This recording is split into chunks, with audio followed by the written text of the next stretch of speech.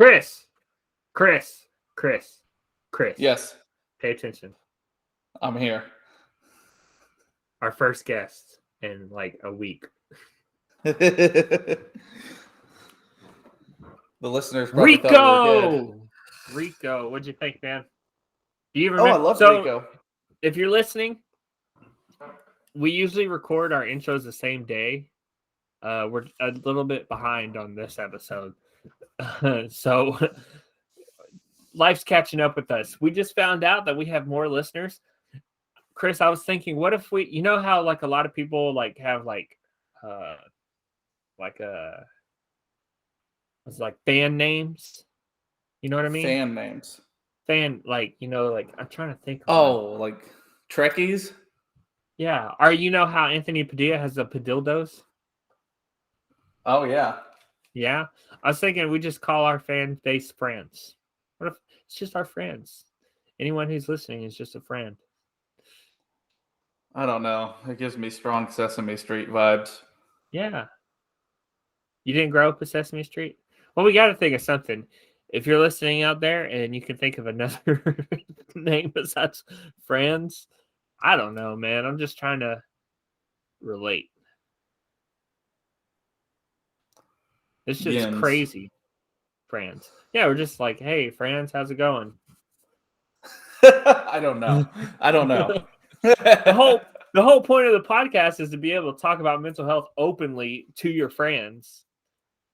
Maybe we should call them the mentals. The mentals. Someone suggested that to me. They're like, it should be the men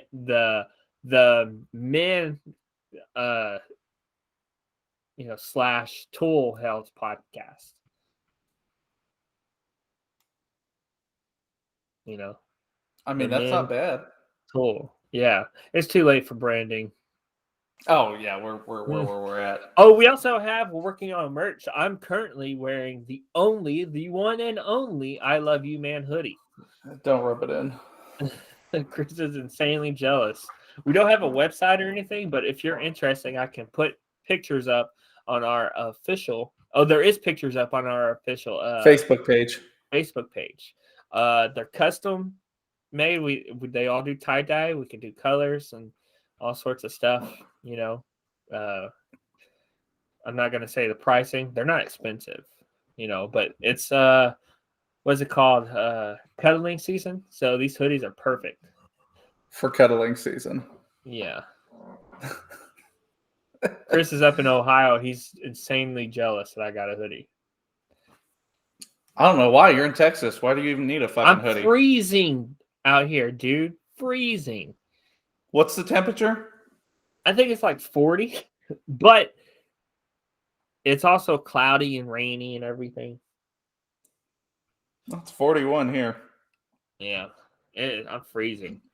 All right, so Rico, anything significant about Rico that you liked? Man, this was a fucking chill podcast. This might be one of my top 5 that we've done so far. Nate, as in terms of comfortability. Say that about everybody. Yeah. Oh yeah. Rico was a very chillax guy. He's great to hold a conversation with. I think you guys will like it. He had a story. He's had stuff he's gone through, but he had a very pleasant disposition about him nonetheless. A very roll with the punches type of story. Yeah, I hope everyone enjoys. I believe you will. Give us feedback though, guys and gals and friends. I'm sticking mentals. Give us feedback. Leave reviews. We're working so hard on this podcast, and we know people are listening. Share it with your friends. Not only do we have hoodies, we have decals. And to make it all better, my wife hand makes them. So everything in the I Love You Man category right now is handmade. Isn't that amazing? In Chris? A sweatshop.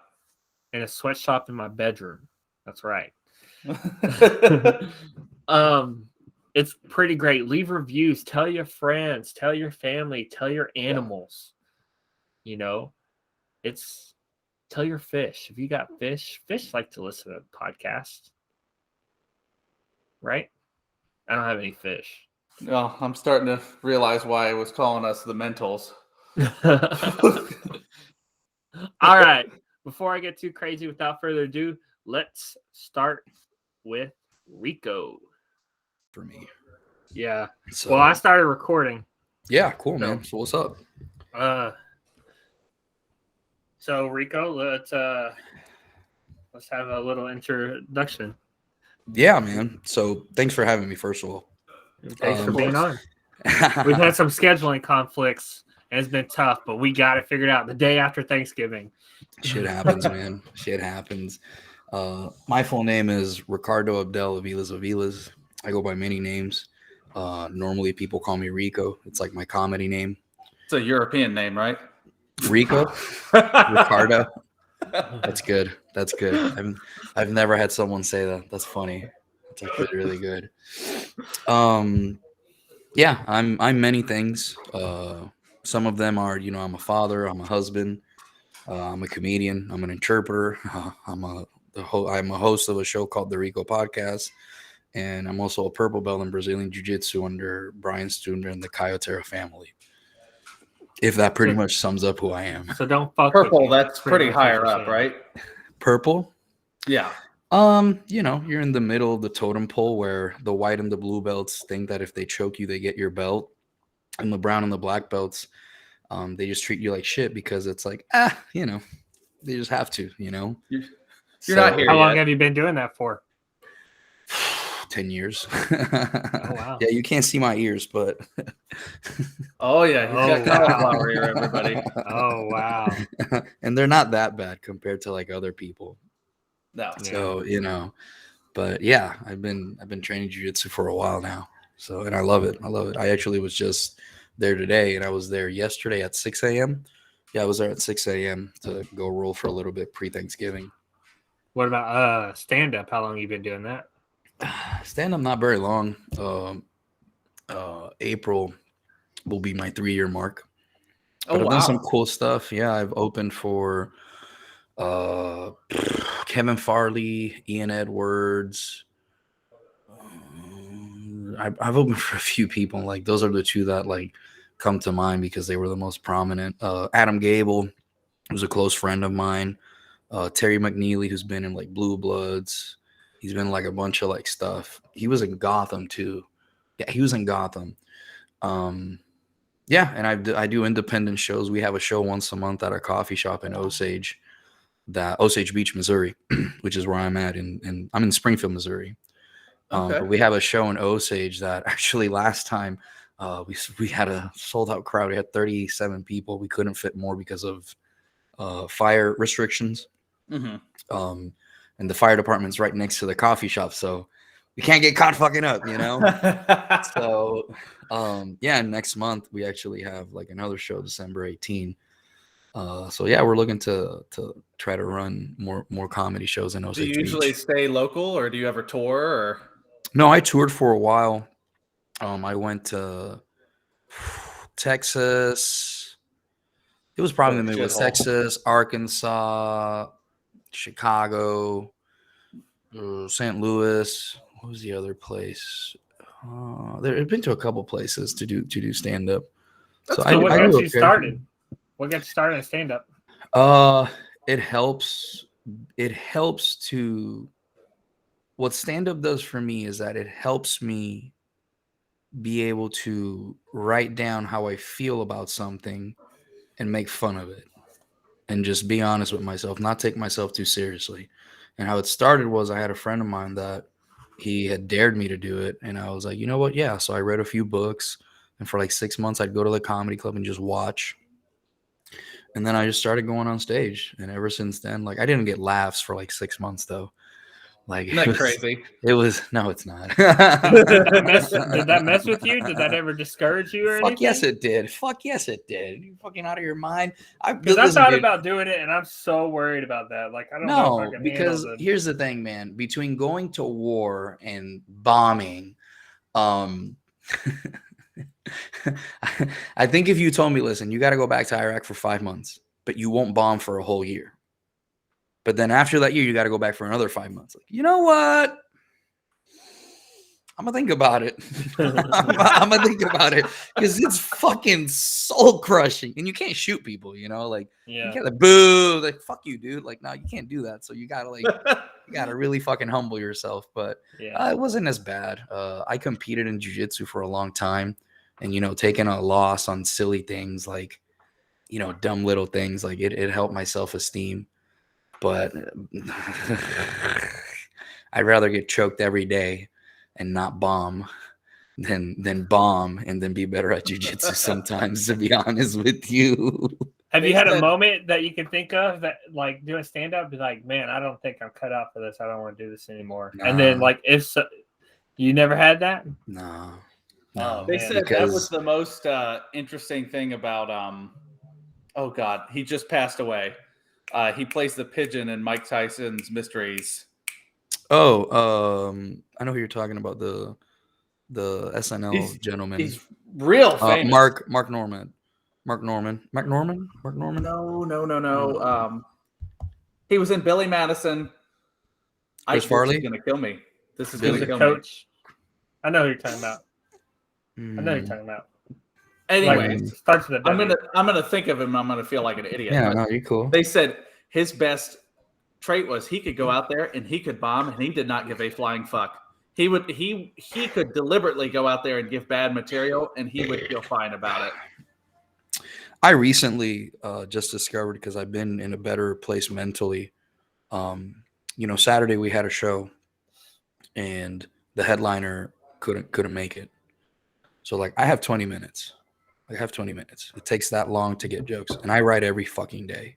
Like I write religiously every fucking day. I sit down and I just write, you know? And Saturday, like I was anxiety ridden because we didn't have anybody to do an hour. So I told my partner, I was like, dude, you're going to have to do 30. I'm going to have to do 30. And my plan was, okay, I'm going to bomb for 10 minutes. And then I'm going to do my set and I'll be fine. Because I know that my set fucking works. I've done my set in like Helium Comedy Club. I've done my set in Helium. What's the other one?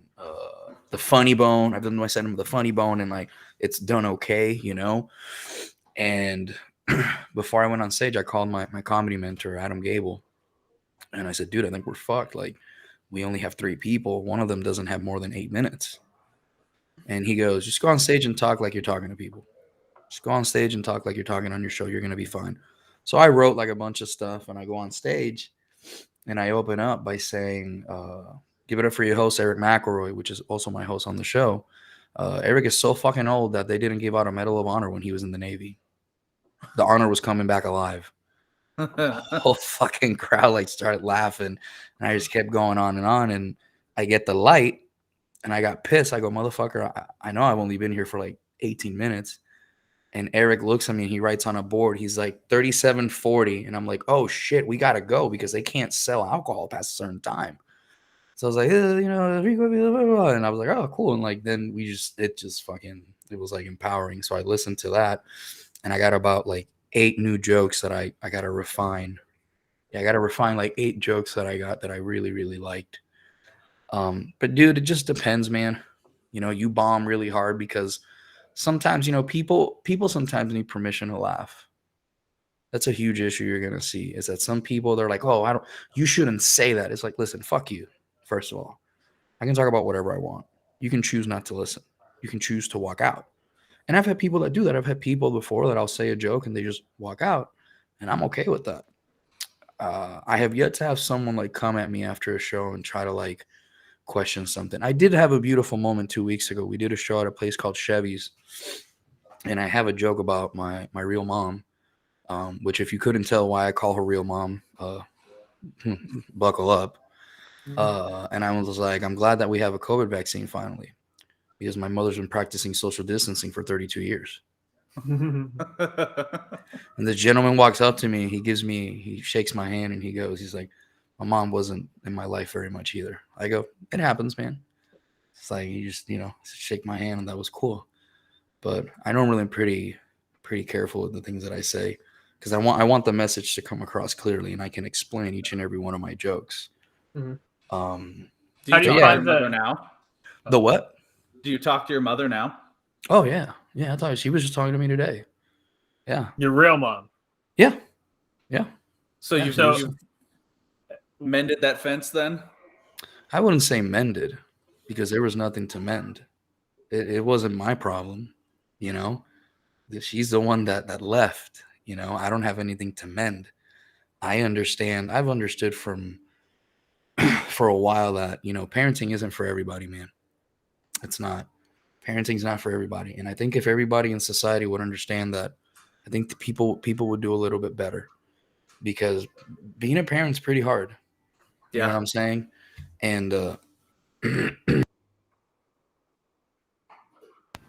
sorry about that. You're good. This is good. Let it out. Let it out. No, I was this motherfucker. He just shit his pants. He just ripped a bong, and so that's what that was. So. I actually don't smoke. I actually like edibles. The smell, the smell like bothers me. What was I saying? Jesus, I lost my train of thought. Your mother. Your mother. Yes. Your mother. Parenting's No, not for everybody. You were talking about your Parenting. Relationship with your mother and how awesome it was for 32 years. Well, man, like I had a really good stepmom, and that's mom to me. Her name's Annie, and she's fucking awesome. And that's mom. That's mom. It just so happens I have someone else that gave birth to me, and I look at it like this. She could have done a lot of worse shit. She could have done way worse shit. The thing is that some people, it takes a while for them to figure out that parenting's not for them. And instead of just admitting, like, okay, I'm not ready for this. I can't have this full responsibility. They allow society to dictate, like, no, you need to do it in this. And it's like, yeah, that's true. You should take responsibility for your actions. But the thing is, man, is like, if you're just honest with yourself, bro, no one can fucking tell you shit, because at the end of the day, who knows what would have happened? Like, no one knows what would have happened if I stayed with her, maybe I wouldn't be as awesome as I am. Maybe I wouldn't have joined the military. Maybe I would have never left Puerto Rico. Like, we don't know. So I have to look at it, I look at it as she just wasn't ready to be a parent. And there was probably other circumstances that aren't my fucking problem, because what happens between two people is between two people. But the problem a lot of people have nowadays, and this is why I think that there's a huge problem with mental health, is because people put on a mask to try to be someone. And I did that for a while too. Like, I did that for many, many years. And thank God it's been a while since I've had to, like, put that mask, I just don't feel the need to do it anymore. Like, I am who I am. And if people don't like it, then, that's fine. But I guarantee you I know for a fact that people that don't like me, it's not because of my morals or my work ethic or because of something serious. To me, those are serious things. Your character. It's just because of the way that I am, And some people, man, some people don't like you because of things that they did to you, and they just don't want to admit that they were wrong. Yeah, they don't want to face it. They don't want to face it. So to me, when someone wrongs me, I have a stage where I get very angry and I let it out, but I let it out with, like, my people. I let it out with my wife. I vent. I go to the gym. I go for a run. I play video games, and I write it out. I write jokes. You know what I'm saying? So to me, it's one of those things that it's like, you just have to be honest with yourself. Like, the more honest with the moment I started being really honest with myself, I started realizing no one could fuck with me. And, if I'm doing something that's not right, my friends will fucking call me out on it, Like, that's a huge part that's helped me, for my mental health, has been having people in my circle that are going to keep me accountable for my shit, or are going to at least tell me, like, hey, this is what's wrong. You need to address this, And, I'm a little hard-headed because I like to hear everybody's opinion, because everybody's opinion matters from my friends. But I think at the end of the day, that's what's kept me from, like, burning the fucking world down, Yeah. It's sometimes, man. And it's like I tell people, like, I don't make fun of what people are into. As long as you're not hurting somebody, you're not fucking somebody over, dude, like, do you, boo boo. You know, you're responsible for your own actions. Yeah. But understand that there's things in life that you have to do if you want to reach certain things.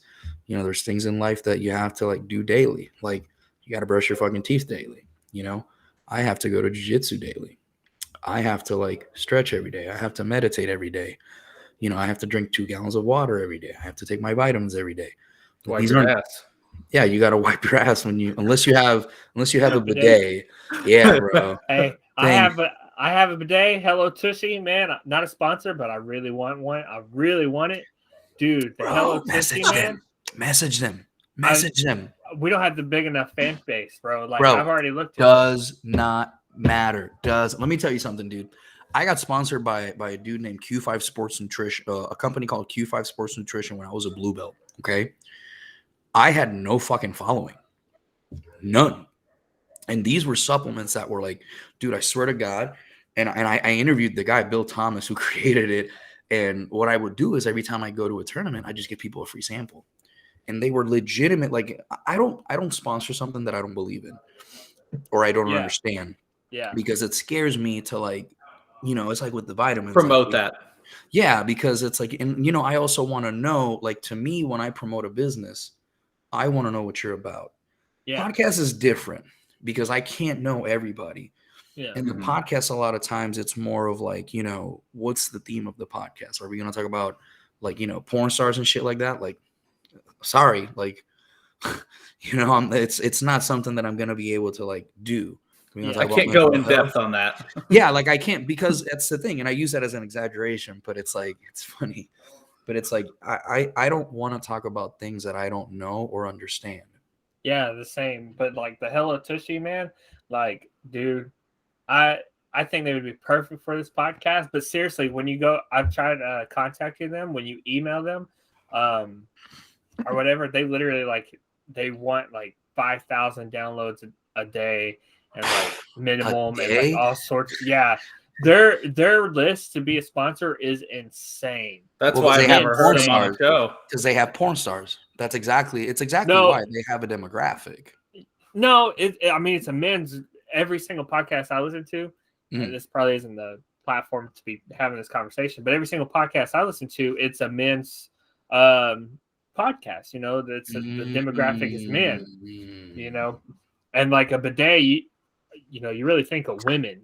You know, is in the States. I've been overseas, and every single toilet has a bidet overseas. Men can like ass play, Nate. Men can like ass play. Yeah, absolutely. What the fuck's wrong with you? No judgment. But man, I bought the bidet. I've had it for over a year. It is the best thing I've ever bought. Honey, we need a bidet. Oh, dude. Nate's gushing over it out of both ends. Dude, I freaking love it. I can't even poop at work. I'm like, you're like, what is this fucking toilet paper? What a peasant bullshit is this? Dude, and they have again, not a sponsor, but they have one that all I've been wanting is a heated toilet seat. Oh, and like now they have one that it heats up the rim and everything to like the perfect temperature. You're like a fucking public setting nightmare. You want a seat that feels like somebody already sat on it, and then you probably hope it's a personal toilet. Shit that the water when you wake up in the morning, when you take your morning poops, don't you want a warm toilet seat? Fuck no! Like, who was in my house? I'm sorry, Rico. Not gonna lie. No, you're good, man. Not gonna lie. The warm toilet seat does sound pretty appealing. I'm blasting it because Hello Tushy is going to be our sponsor for season 2. What do you keep your house set to? Who, me? Yeah. I don't run the heat or anything. Ours is about 5960. 5960. No wonder you want a fucking heated toilet seat, bro. Gas is expensive. I don't control it. Oh no, I control mine. No, I wish my wife's got a fucking whip on that shit. It's so embarrassing. You talk about men's mental health, man. Like fuck. Yeah, no. But no, man. Like everybody has that thing that like, you know, they need to do. You know, and like I don't make fun of people because, dude, I'm telling you, I've arrested people and I've dealt with people that, you know, the simplest of things. Like to some people might be silly, but it kept them from fucking burning the world. You know, that's why I don't make fun of people. I had a soldier that his thing was writing like rap lyrics. Couldn't rap worth a shit. But you know what, dude? It made him happy. It made him fucking happy. Just let the man be. Doesn't matter if he's good or not. You know, And let that him shit be. in the military too, you need that morale. So, arrested, Yeah. were you an MP? Yeah, I was an MP. Yeah, I was an MP. I left Puerto Rico January 8 of 2008. And then I arrived at Fort Leonard Wood, Missouri, January 9, 2008 at like 1 in the morning. Yeah, and this is back when they could scream and they could do shark attacks. Excuse me. My wife passed by and yawned. Pass it on. Oh, that's fine. Oh, And goddamn. and then you know, that was an awakening, because right out of basic I went to Iraq, so like there was no in between, you know, and that was like really shocking, because we ran missions, we ran over 300 missions, and thank God nothing ever happened. But like the first 2 weeks, dude, like the first 2 weeks running missions and like clearing houses and stuff, I puked every time we came back. So what's a mission like? We were in the Navy. We were stuck on a ship. So Well, I was. I'll tell you from our perspective. So our mission was, we had 2 mahalas. We had 2 villages that we basically were there to serve.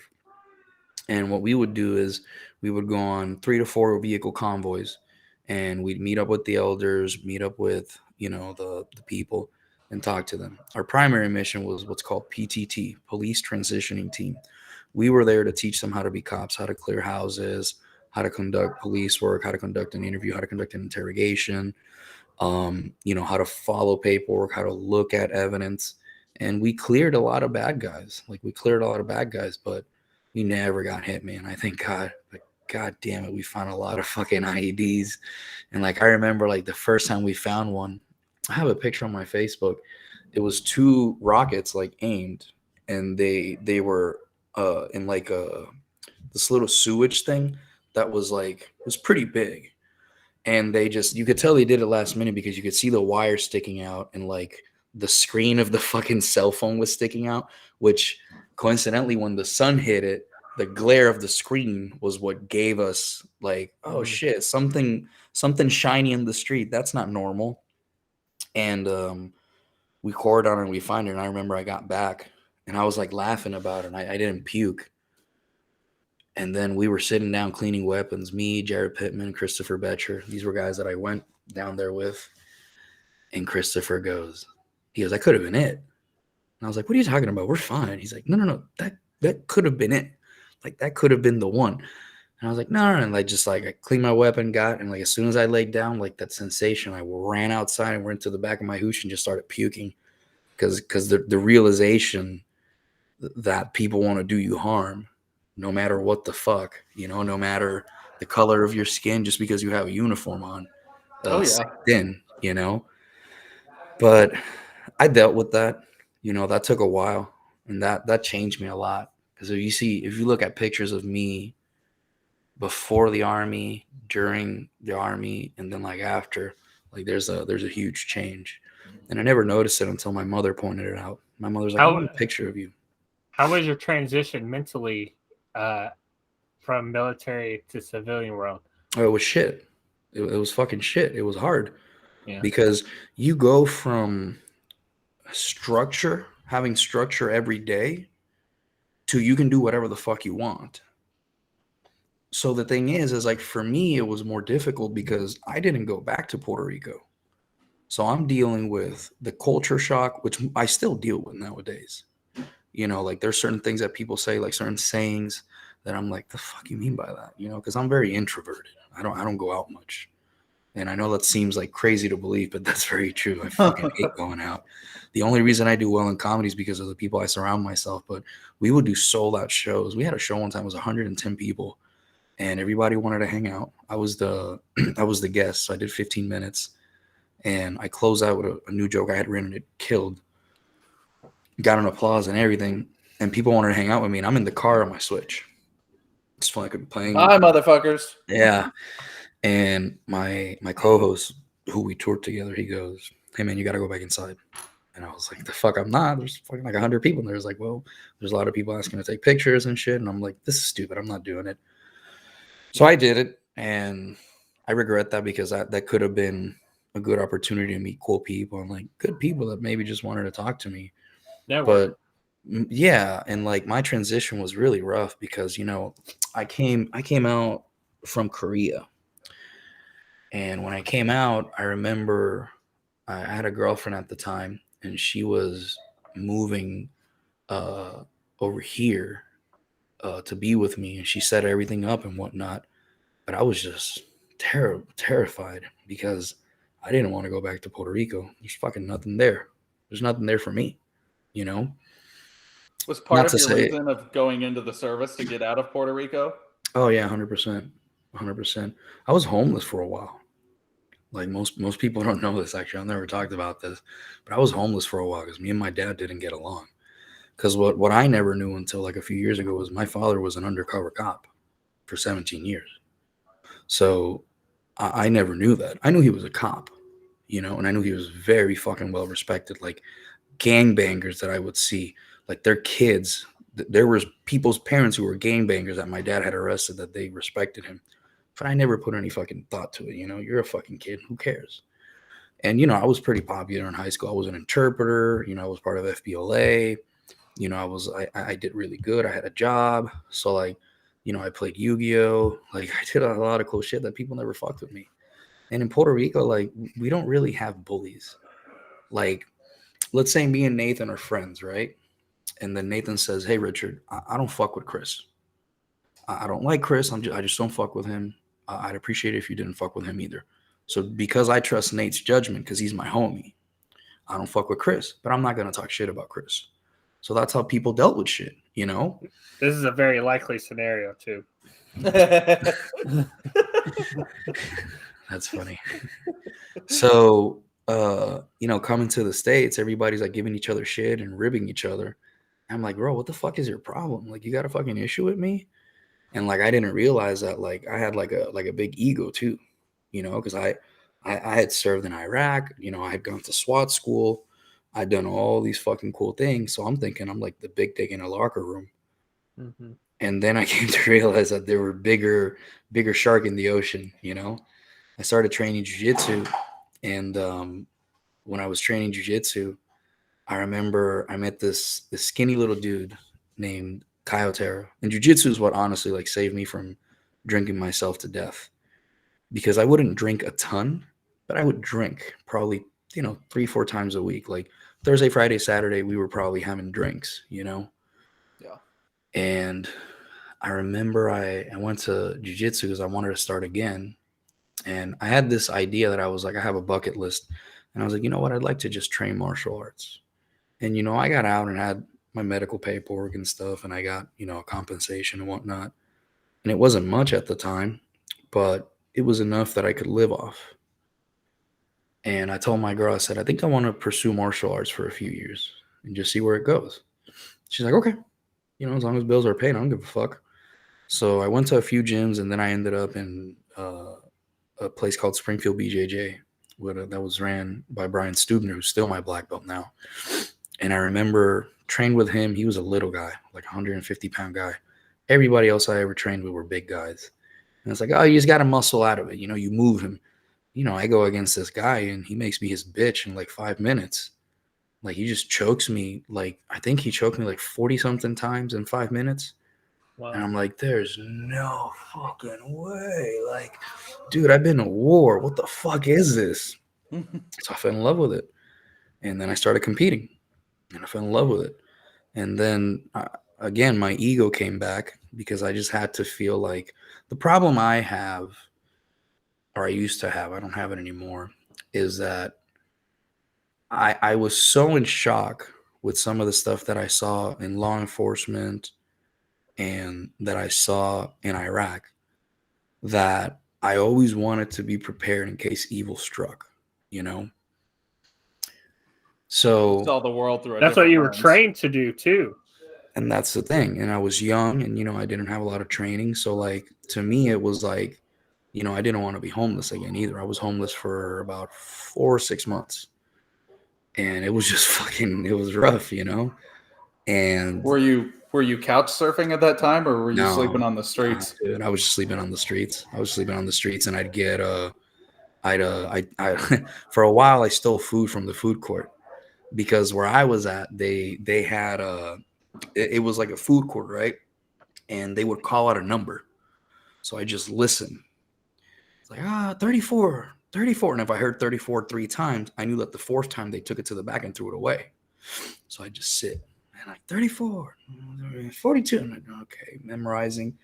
34. Oh, that's the second time. 34. And I'd run over. Oh, hey, my bad. My dad, you know. Oh, yeah. And I'd take it and sit down and eat. And then after like 3 weeks, they fucking caught me. And they were like, hey, man, you got to get the fuck out of here. So hey, we're fucking kicking 34 out of here. So did that, you know, learn how to survive though. Figured out.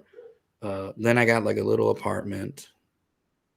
And then I was almost back in the streets again, and my grandparents took me in. And that's when I told my grandfather, I was like, I think I want to join the army. Like, I don't really have a better life here. And I was a translator at that point. I had interpreting training, I had translating training, but there's just no fucking jobs in Puerto Rico. So my grandfather was like, I think this is a good choice, but you're gonna have to get in shape. How old were you at the time? 18. I was 19 and a half when I enlisted. I remember it. Nobody came. It was just me. Nobody came because everybody in my family, they were like, you'll get tired of this. You know, you could go to war and die. And like everybody just turned their back on me. But I was like, okay, cool. Like, to me, so that it's didn't discourage you? That was like, hey, fuck you. No, because the thing that I learned at a very young age, I think I was like 13 or 14, was that you better figure out real quick how to fucking deal with things by your own. Because, you know, a lot of the stuff that I learned, like, you know, I've been speaking English since I was 5, and I could translate and interpret both by like 11. So, you know, I would translate stuff for my homies, and they'd pay me to do it, or they'd buy me pizza. So that, you know, Game Pros would come, and Game Pro wasn't in Spanish. So I just read it through and tell my homies what was said. You know, I do what's called a sight translation. It's when you look at something and you regurgitate it verbally. And I apologize for that. Who taught you English? I did. You taught yourself English? Yeah. I have the language gene though. There is a gene that if you have it, you are more prone to learn languages. And it turns out there were other interpreters in my family. Was there a reason why, or did you just like, fuck it, I want to learn it? My dad wanted me to learn it because my dad always said that if you're bilingual, you'll have more chances. Like, you'll just have more chances. So, you know, I taught myself, but my dad was very strict. Like, my dad would be like, hey, go get me orange juice, right? Jugo de China. Hey, how do you say jugo de China in English? I don't know. Go get a fucking dictionary, write it 100 times. So I still do it. I have a little notebook. My wife makes fun of me. I have a little notebook when I'm watching TV and I see something. I'm like, what the fuck does that mean? I'm like, motherfucker. Can we see it? You got it available? Yeah, give me a second. Bridget! Filipino. No, my wife is white, bro. I don't date Hispanic. No, this is my joke notebook. How many times since you've told people that you're a comedian, be like, hey, tell me a joke? I mean, I was born. See how uncomfortable that got? How everybody in the room was like, So often? Yeah. I wasn't going to ask you. I just was curious what your answer was. I wasn't going to ask you. No, that's my answer. It's always my answer. No, it depends. Every day, man. No, it depends. Like, I practice a lot of my jokes because we don't have a lot of mics around here. I practice a lot of my jokes on my friends, the guys at the cigar shop that I hang out with. That's how I riff my jokes, because I write a lot, but I don't have the opportunity to do, 5 mics a night, which if I could do 5 mics a night, bro, I think in 6 months I could have a solid hour. In 6 months, going to be my next question. Like, where do you practice your jokes when you don't go to a comedy club? Bro, on people. Just everyone? On people, on everybody. Yeah. You know, like half of my jokes are about two things. It's either about my life or the way I feel about something.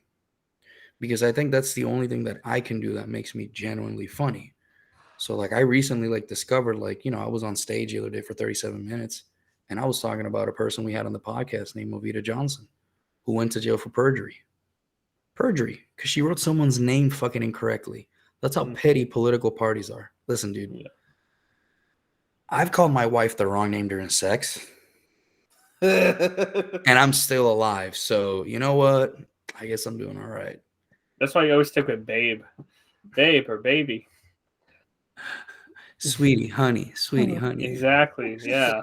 But no, that's the thing is like everything that I do things only for two reasons.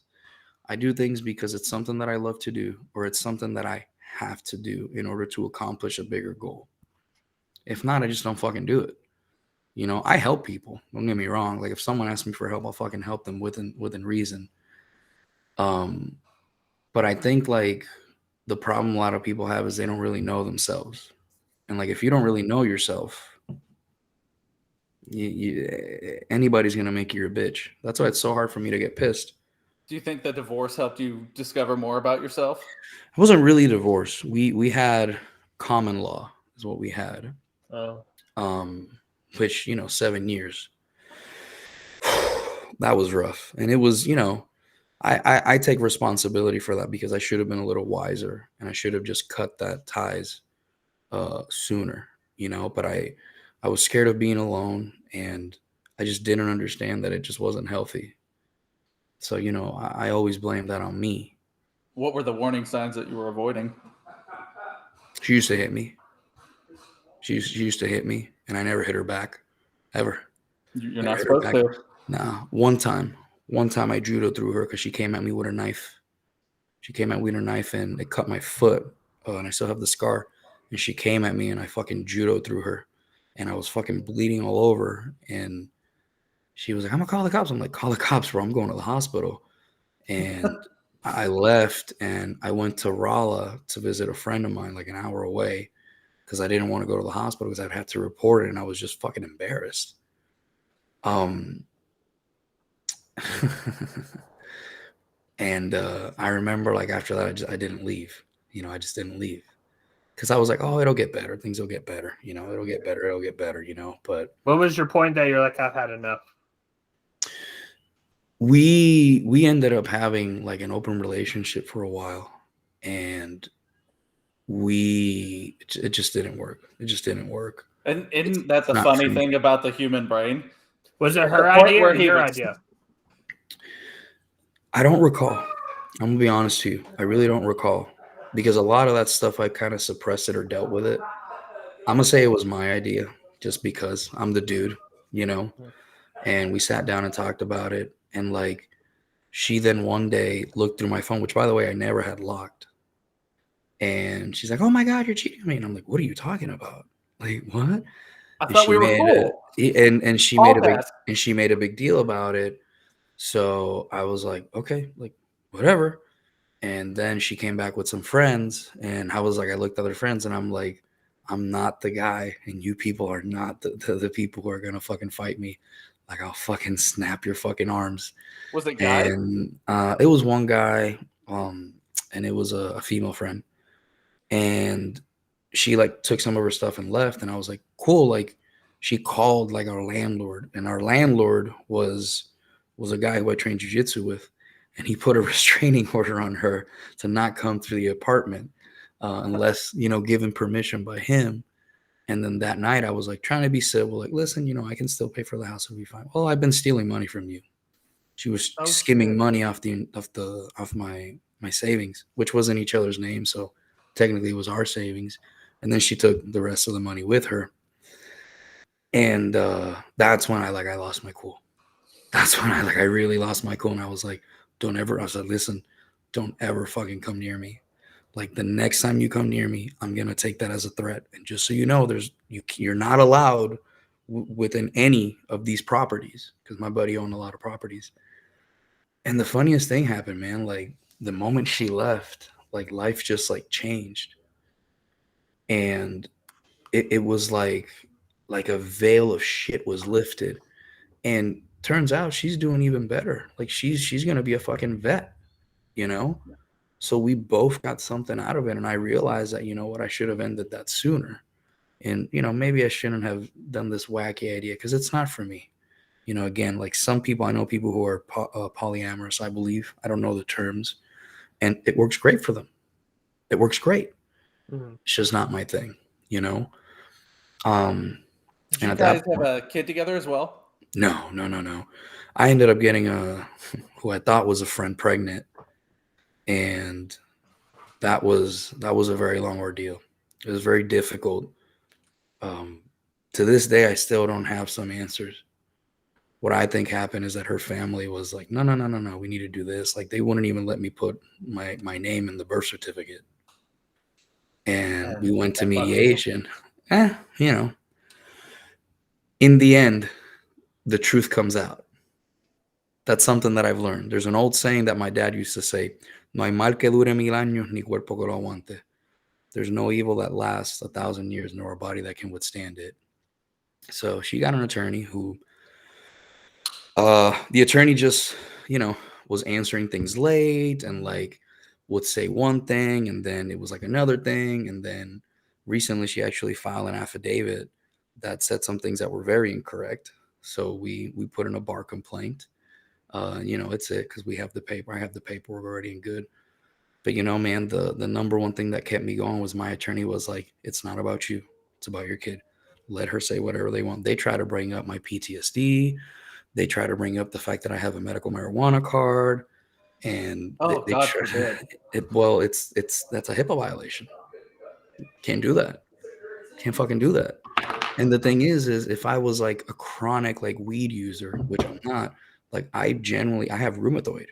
Like I can't take any medication for rheumatoid because I'm too young.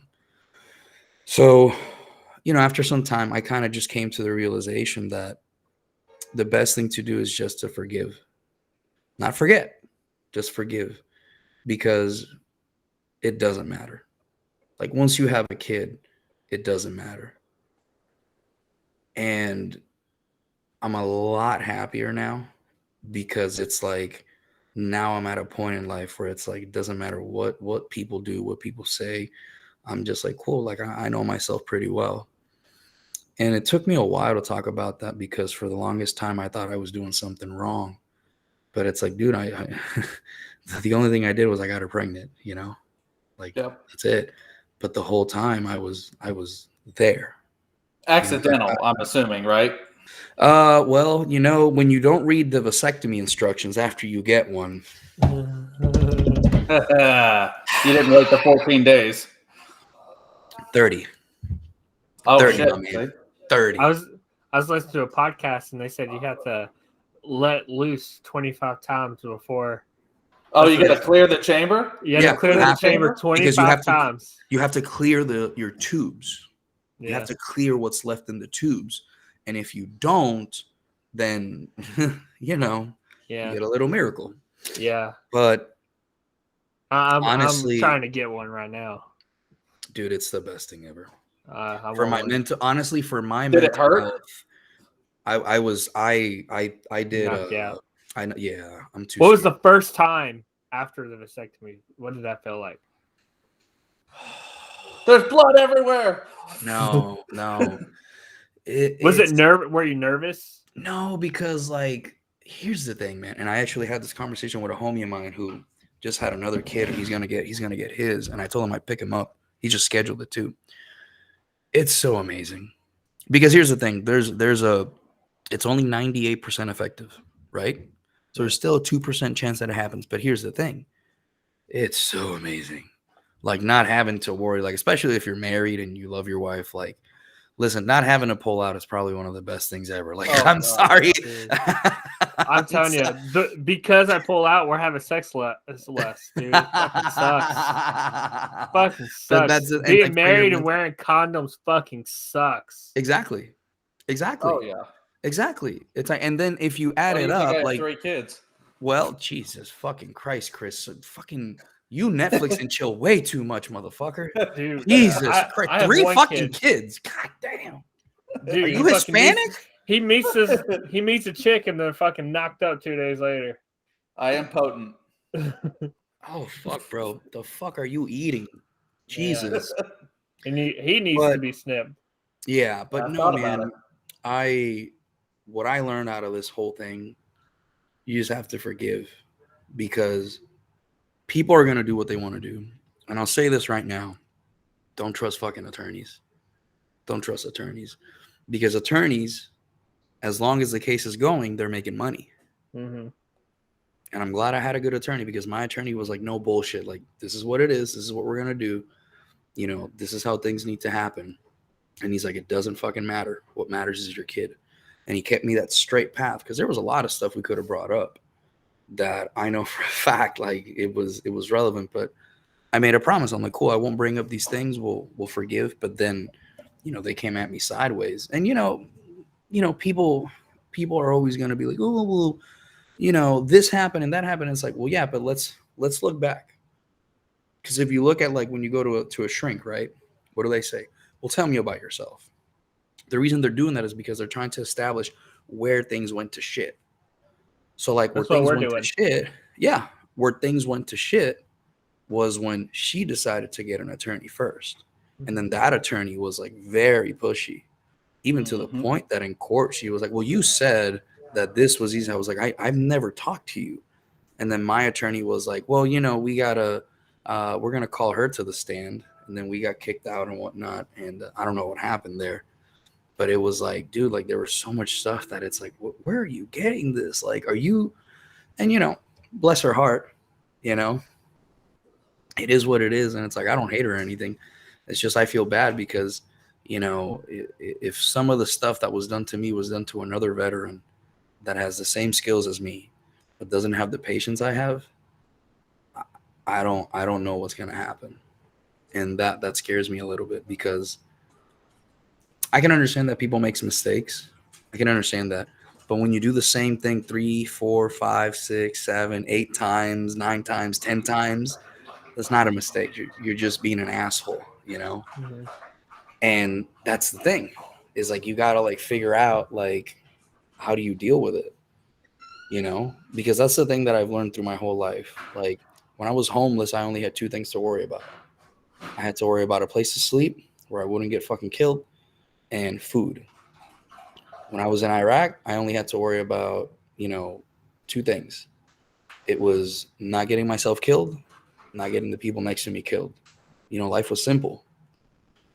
And now it's like, you got to worry about mortgage payment, or, you know, insurance. Everything. And The whole world's like, on your shoulders. the whole world is on your shoulders. So you have to have a lot of fuck it. You know, Yeah. I have a lot of, like, fuck it, you know, but it took me a while. And I know eventually, you know, karma's a bitch. I'm a firm believer karma's a bitch. And I'll always extend a helping hand to anybody, even people who've wronged me. Because, you know, man, I've made mistakes in the past. And I wasn't treated very kindly because of it. And it wasn't even anything big. But, like, people were ruthless to me. And I was like, dude, I'm not going to be like that.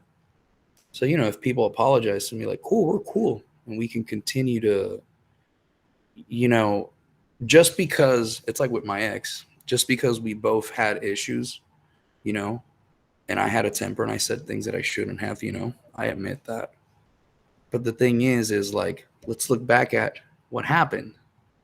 And the thing is I'd rather take responsibility for my actions, because it's like, oh, well, I should have just stepped away. Because to me, it's like, I can breathe better and I can sleep better at night. And, you know, like, some people aren't like that. Some people want to play the victim game and the blame game.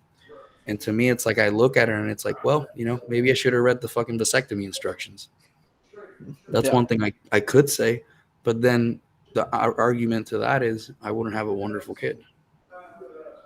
I wouldn't be as happy as I am, you know? Everything happens for a reason, essentially.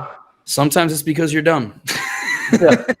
Sometimes it's because, not you, but, like, we're dumb, you know? Yeah. Sometimes we do things that we just have to. I always tell people, like, when they come to me, like, I have a lot of vets that come to me for advice. And I had someone recently today that messaged me, and they were like, I'm just depressed. And I'm like, okay, well, why? Are you depressed or are you sad? And they're like, what's the difference? Well, sad is a byproduct of a situation, right? My dog died. I'm fucking sad. Depression is like, Jim Carrey said it best. It's like depression is you wake up and your body says, fuck you. I fucking hate this. I fucking hate who I am. And that's why I always tell people, like, just be yourself. Like, I talk to somebody that they're like, oh, I feel bad because I'm not seeing my kids. I'm like, well, why do you feel bad? Oh, because I'm not seeing my kids. No. That's a byproduct. Why do you feel bad? And listen, it's okay if you don't want to be a parent. There's options. Just understand that, like I said earlier, there's consequences to everything. And dude, I'll tell you what, in 34 years of living, I have yet to meet someone that like has gotten away with something. Like maybe little things. I've met people that got away with little things, you know? Like every now and then God throws you like, all right, buddy. Safe. Like, oh, I accidentally left a steak under the pack of water at Walmart and I didn't scan it. Wow, you heathen. But no, but that's the thing. Like that's a mistake. So like, you know, sometimes God throws you like he gives you a chance. But bro, when you do, that's why I don't like to do wrong to people or talk shit about people. Like I talk about factual shit. Like this is what happened and this is what you did. It's very wrong, you know, and it's wrong because of these reasons. But the thing is like some people, they don't want to hear that. So, oh, I'm not a shitty person. I'm not saying you're a shitty person. What I'm saying is that you made a mistake and you don't want to correct it and you continue to make the same mistake. Well, and you know why it always catches up to you, though. If you're wronging someone, it means there's something else they'd want you to be doing instead. And then you have to lie about it. And when you lie, that shit will always catch up to you. Because the only way to keep a lie straight is by telling the fucking truth. I heard something the other day. It said the best way to clear your mind is to tell the truth because you're never thinking about a lie. No. That's why I tell my wife, like, if I don't feel good, I tell my wife. Like, I told my wife everything about my past. Everything. Even shit that I wasn't proud of. Because the thing is if you're honest, you know, before I got married, I never wanted her to, like, be surprised after we got married. Like, oh, no. Like, I am who I am. I have a temper. But the thing is, I keep my temper very well under control. Like, most people can't even tell I have a temper because I always look, you know, like I'm tired, which I am. It's not weed. I wish it was. But you're really just like Bruce Banner under the surface at all times. Oh, dude, I think everyone is. Oh, man. Dude.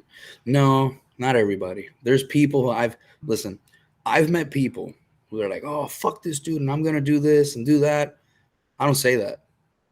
I just like, let's go do it. Yeah. Let's go fucking do it. And that's the thing. That's the difference between me and a lot of people. And I know people that are way scarier than me. And I've met people way scarier than me that I'm like, if I ever had to fight someone like that to defend myself or another person, fuck, I don't think I can. Because it's like Jordan Peterson has like the best saying ever. It's like, you got to be a fucking monster. And then you got to learn how to control that. Because a lot of people think that they're lions, and in reality, they're bunnies. And there's nothing wrong with being a bunny, but just understand that you're going to have to live a very different life, and just understand that you're not going to be able to do a lot of things, you know. And I don't even consider myself a bunny. I consider myself more of a wolf. Like I've always said, I'm a wolf. I just want to like be with my people, you know, and just leave me the fuck alone, because wolf attack in packs. That's why people don't fuck with wolves, man. Like those differences in personality, I mean, it's like the food chain, you know. You need bunnies, you need wolves, you need giraffes, you need all these things so they can interact symbiotically. But it's like even within just the human species itself, you need these different personality traits because not everybody can be a leader. Not everybody can be a follower. Yep. If you had 100, like if the whole world was based off of people that are willing to slit your throat and go behind your back and fuck you over, we'd have nothing left. The whole world would have imploded by now. But the problem is that we live in a society where everybody has to like choose a side. And I'm not saying that you should. Let me rephrase that. We live in a society that, depending on the side you choose, it tells me everything I need to know about you. And I don't think that's right. Oh yeah. Because I've had conversations with people about very serious topics, and we've disagreed, and we can still be friends. You know, we can still get along. We may not be best friends, because my circle of people that I keep, like, I'm gonna be me, you know, and I'm me no matter where. But within my circle of people, like, we're gonna be more comfortable. And it's like I tell people, like, listen, well, why should, well, you know, I had someone one time, I was like, oh yeah, well, why should people be friends with you? I'm like, that's a dumb question I asked. Oh yeah, I was like, because if you ride with me in perpetuity, I'm gonna take care of you 100%, and I've proven it time after time. My homie Eric, who stayed with me, you know, through comedy, I remember when we first started the show, he goes, I want to have Tommy Chong on. I go, okay, cool. And like a month and a half later, I was like, I announced it, and he almost had a heart attack because I didn't tell him, and I recorded it. I recorded his expression, and he like went like this and like this, and like I stopped the video. I go, oh my God, he's gonna have a heart attack. He goes, are you got fucking Tommy serious? Chong on your podcast? Yeah. Damn, dude. Yeah, they had Tommy Chong, Larry Hankin, Mr. Heckles from Friends. And I actually am friends with Larry. He calls me every now and then because I'm translating his book into Spanish. Who else? Susan Lanier. She's from The Hills Have Eyes. Actually, we're interviewing Mark Scheffler tonight. We had him on. Oh, you had him on? Yeah. Interesting guy. Nice. Yeah, he was super cool. And as a comic, it's interesting because he was like an opener for Robin Williams. And he was also on a good movie called The Last House on the Left, which was a really fucked up movie in the 70s. When it came out in the 70s, it was like a really fucked up movie. Michael Wirt, who's a samurai historian from Netflix. Giovanni King, he's been on Heart of the City with Kevin Hart, and he's a close friend of mine. So where can other people find your podcast, even though you're competition? I don't look at it like talks about different stuff. I talk about very different things. That's why I'm not a stand-up comedian, because I'm not very funny. You don't know that. You don't know that. You should always try. I tell everybody you should try. See, you should always try. That's my tagline. I'm not very funny. People can find our podcast on Facebook page, on Rico Podcast. Very simple. And then they can find us on iHeartRadio and on Spotify. They can find us. Just type in Rico Podcast. You'll see it right away. We're 57 episodes in. We have UFC fighters, historians. Had an entomologist who's a friend of mine. That was really. I have an entomologist friend. Dude. Well, Rico, let's not talk about podcast stuff on the podcast. But I definitely would like to get. Yeah, I would like to get with you personally about podcast stuff. Yeah, man. Us being new about it and everything. But I think we should start wrapping up. Rico, how's your mental health today? I haven't burned the world down yet. That's good. Well, I'll be patiently waiting. Well, Rico, there's a thing that we like to do with every episode. We didn't get to do it last episode, so I'm going to make sure I do it nice and big and everything. I would like to say, Rico, I love you, man. I love you too, man. I appreciate that, brother. And I appreciate your service. Thank you for your service. And thank you. Chris, are you not going to say it? No, fuck Chris. He's thinking about you, Rico. It's me and you. Don't be talking to Chris no more. He's thinking about getting laid already. I'm still thinking about that big toilet water splashing back in your butthole. You got to get a bidet. You got to. If you take anything away from this podcast, it's a bidet. It is life-changing. Life-changing, man. You can change the speed and everything. Oh, that's hilarious. That's hilarious. If you want to admit you like ass play, just tell me. Dude. I'm open to anything at least once. Don't knock it till you try it. Don't knock it till you try it. All right, Rico. Well, I love you, man. Take it easy, brother. I appreciate you, man. Bye, Rico. Take it easy.